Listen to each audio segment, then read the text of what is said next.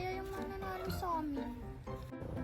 Ang nanalo sa cooking competition na ito, walang iba, kundi si Lendeme! Ha? Paano nangyari yun?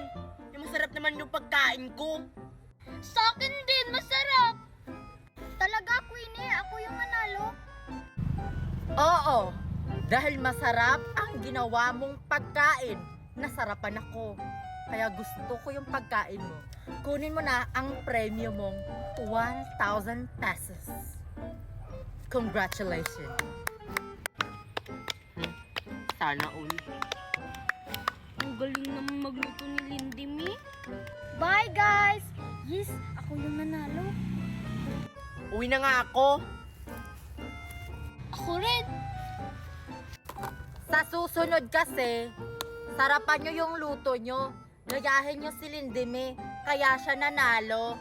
Okay, bye! This competition is done. Please, I am Queenie Dawson. Please subscribe to my YouTube channel.